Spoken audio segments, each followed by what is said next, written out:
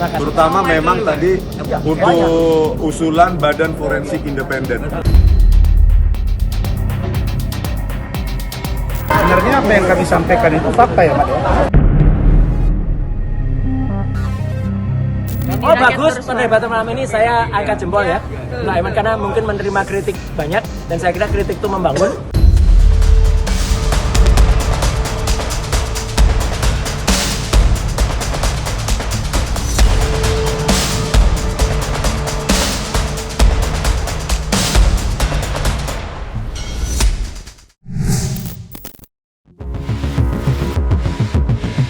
Kasus dugaan ijazah palsu mantan Presiden ke-7 RI, Joko Widodo, yang menuai perhatian publik sampai kini masih menjadi polemik.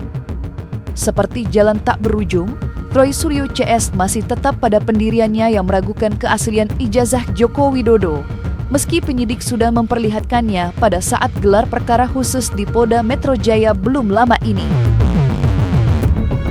Menanggapi polemik ijazah Jokowi yang diragukan keasliannya, Troy Suryo mendorong agar penyidik berkenan menguji ijazah Joko Widodo, agar tidak hanya dilakukan di laboratorium Polri, tetapi juga laboratorium dari pihak luar yang lebih independen. Dengan begitu, publik akan percaya apakah ijazah Joko Widodo alias Jokowi asli atau palsu. Usulan mengenai uji laboratorium forensik ijazah Jokowi yang tidak hanya dilakukan oleh satu pihak, dalam hal ini kepolisian, terus disuarakan oleh sejumlah kalangan, tidak terkecuali ahli psikologi forensik Reza Indragiri yang menyoroti perlunya agar pembuktian mengenai keaslian ijazah Jokowi tidak dilakukan secara sepihak, tetapi juga melibatkan pihak lain yang lebih independen. Senada dengan solusi yang ditawarkan Reza, praktisi hukum Rasman Arif Nasution juga menyuarakan hal yang sama demi memperbaiki kinerja kepolisian ke depannya agar tidak lagi memonopoli kebenaran. Oh bagus, perdebatan malam ini saya angkat jempol ya Mbak Aiman, karena mungkin menerima kritik banyak dan saya kira kritik itu membangun ya. Jadi artinya tadi saya juga sampaikan kepada dia bahwa iNews malam ini penuh ilmiah ya. Jadi artinya ada perdebatannya, ada dan banyak sekali ya, tadi beberapa ahli juga menyampaikan pandangannya kan gitu. Jadi dihadirkan juga dengan misalnya Pak Reza Indragiri, yaitu pakar psikologi forensik yang bagus banget. Kemudian ada juga tadi penampilan dari Pak dan banyak narasumber yang luar biasa yang dengan kerelaan hatinya datang. Sebenarnya apa yang kami sampaikan itu fakta ya, Pak? Fakta, sebenarnya kita sudah pernah mengajukan untuk melakukan lab krim secara independen. Karena itu saya alami ya, bayangkan hasil lab krim Mabes Polri itu menyatakan tanda tangan Klimakip itu non-identik. Padahal dia ada tanda tangan, ada foto, ada video, terang, berwarna, dan Rahmat sebagai managing partner dan tim hukum saya, sekretaris tim, sudah mengajukan agar dilakukan uji lab secara independen. Kita ajukan Skopindo, kita minta ke Singapura, ke Malaysia, nggak ada yang dikabulkan.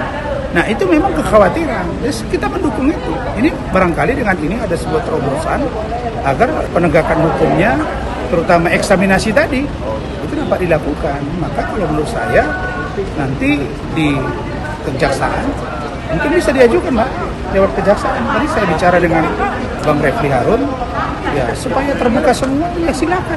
Mintakan nanti jaksa, mudah-mudahan bisa. Tetapi regulasinya memang agak terbentur, belum ada, atau SOP ya.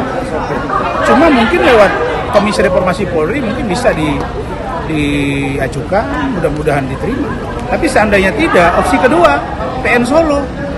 PN Solo kan sudah menerima untuk mereka berwenang mengadili perkara itu terkait ijazah kan. Nah silakan dilihat nanti di sana. Mungkin ini nanti bahan yang ada di PN Solo itu menjadi referensi jika nanti Mas Troy Suryo ini dan kawan sampai ke persidangan. Keraguan pihak Troy Suryo mengenai keaslian ijazah Jokowi yang telah dilakukan pengujian digital forensik di Pusat Laboratorium Forensik Mabes Polri bukan tanpa sebab. Troy Suryo dan Rismon tanpa ragu-ragu mengungkap keraguannya pada penyidik dari Polda Metro Jaya yang disebut-sebut ahli di bidang digital forensik dalam melakukan pengujian ijazah Jokowi.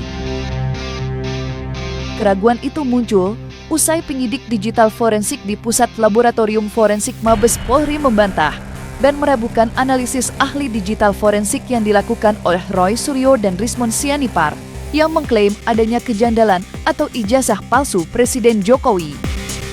Terima kasih. Terutama memang tadi untuk usulan Badan Forensik Independen.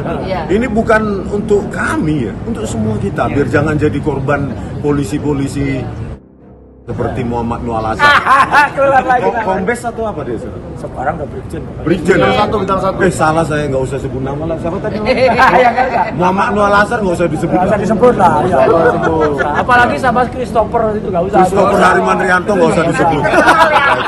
Lah makanya itu dia nggak ada di dalam terus ngomong soal terus ketika ada, kau tahu dari mana? Kami dari lorong yang ikut mendengar.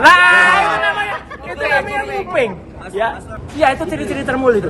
Termul itu cirinya kayak gitu tuh. Jadi sok tahu dan tadi mana benar. Ketika saya kan juga bisa ngajari monyet, ya, monyet untuk nyuntik. Ya, saya MKes loh.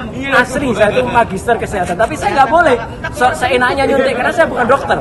Padahal bisa aja saya pakai karena pernah saya bikin kartu nama, so dikira dokter ya, gitu kan. Nah, tapi itu pun saya nggak boleh ya melakukan itu. Tapi kalau ada diajari nyuntik, kemudian dia ya tadi ngomong soal Enggak, masalahnya nyuntik enggak. Nah, itu nyuntik orang. Oh, nyuntik orang. Jadi dia dengan gomblong itu fatal at all. Ya apa ini namanya apa? Dia nggak ngerti, dia hanya tahu dari orang yang awalnya lulusan Amikom. Stimik Akakom. Kita ini kan sama-sama memahami bahwa polisi juga manusia biasa, kan begitu kan? Laboratorium forensik yang dimiliki oleh Mabes Polri, yaitu di daerah Sentul, ini kan kita nggak tahu di dalamnya itu seprofesional apa mereka yang bertindak sebagai peneliti-peneliti, kan begitu kan? Nah, apakah mereka di dalamnya adalah orang-orang polisi juga atau memang ahli yang khusus? Ini kan kita nggak tahu semuanya. Nah, maka dari itu sebenarnya tidak boleh ada laboratorium atau ada bahan penyelidikan yang sifatnya satu atau mutlak. Tetap harus dilakukan upaya-upaya. Kuasa hukum harusnya diperbolehkan untuk mencari pembanding, pembenaran. Karena sifat pidana itu selalu mencari pembenaran. Ketika ada keraguan, maka hal yang paling menguntungkan kepada tersangka atau kepada terdakwa. Itu poin dalam hukum pidana. Makanya ketika ada penelitian dan dalam penelitian itu sendiri menciptakan atau mendapatkan bukti baru. Misal kemarin harusnya saya juga kaget kenapa Sukovindo itu langsung menolak. Bahkan untuk menerima aja mereka tidak mau. Mereka selalu bilang kalau memang orang abang mau mengajukan, maka diajukannya harus melalui penyidik. Ini kan keliru, lucu. Sementara itu, gelar perkara khusus kemarin baru saja dilakukan di Polda Metro Jaya. Dalam gelar perkara khusus tersebut, akhirnya ijazah Jokowi diperlihatkan pada Roy Suryo CS, meski tidak diizinkan menyentuhnya. Meski kepolisian, dalam hal ini Polda Metro Jaya, tidak merilis hasil perkara khusus, Roy Suryo CS tetap meragukan keaslian ijazah Jokowi. Menurutnya, hasil gelar perkara khusus tidak mengubah apapun terutama penilaiannya terhadap ijazah Jokowi yang menurutnya palsu. Namun, penilaian berbeda datang dari kubu Jokowi melalui kuasa hukumnya Yakub Hasibuan yang mengaku puas dengan hasil gelar perkara khusus. Menurutnya, hasil gelar perkara khusus akan mempercepat proses penyidikan ke pengadilan lebih cepat. Lantas, apa tanggapan Yakub Hasibuan atas komentar Roy Suryo yang meyakini 99% ijazah Jokowi palsu? Cukup lama juga. Ada watermarknya, ada embossnya. Ada watermark, itu perlu juga disampaikan juga. Ada watermark, ada emboss, lintasan garis merah, semua sudah terbukti ada. Ada apa sih sebenarnya dengan ijazahmu? Tadi kami bukan dikasih lihat sih ya, suruh ngintip. Ada beberapa kejanggalan dari tebalnya kertas, terus ada garis hitam itu seperti error printing, terus ketajaman dari foto. Ketajaman foto itu artinya antara gelap dengan terang itu terlalu tegas. Untuk usia 40 tahun, sementara ijazah saya yang 2002, ijazah S2 yang sama lintasan stempelnya di atas jas hitam saya, itu stempelnya sudah kayak berkeringat, berkerak, ya, berakar gitu. Jadi nggak tajam lagi. Tetapi itulah yang kami temukan. Kami tidak boleh menyentuh, jangan sentuh. Kata pengacaranya tadi dari jauh, nggak boleh disentuh. Kata salah satu pengacara Pak Jokowi. Ya. Jadi itulah ya. Bahwa kami tetap kekeh dengan apa yang namanya 99% palsu itu kalau dalam bahasa saya. Karena di dalam kita tadi juga menyampaikan tentang beberapa hal, misalnya soal-soal perbandingan-perbandingan dan juga tentang kelakuan si Andi Aswan dan lain sebagainya. Apa yang kami observasi adalah diperlihatkannya dengan baik dan juga diterima dengan baik. Karena sampai dilihat dekat banget Pak tadi. Jadi kami rasa sih sudah tidak ada lagi harusnya masalah di Pak. Apa yang kami teliti, saya Dr. Ismon dan akan ditambahkan secara detail dan Dr. Tikva, selama ini adalah barang yang kurang lebih sama. Ya, gitu. Yang kurang lebih sama. Jadi insya Allah hasil dari kami tentang 99,9% palsu itu tidak berubah, tidak bergeser satu milipun. Ya, bahkan sampai the last minute kami akhirnya sama seperti klaster 1 tadi dipertunjukkan sebuah barang yang diklaim itu adalah ijazah asli, katanya ijazah analog dari seorang yang namanya Joko Widodo. Tadi juga disampaikan oleh pimpinan gelar bahwa ini sebenarnya adalah ya mungkin rasa ini lebih dari hal yang normatif.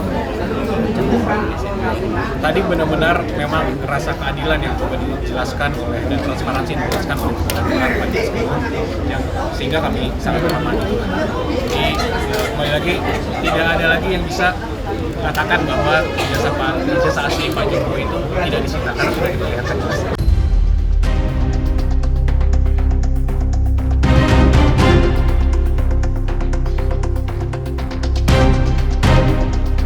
Nah, selesai sudah Cumi Lovers. Jangan lupa untuk like, subscribe, dan juga share channel YouTube Cumi Cumi.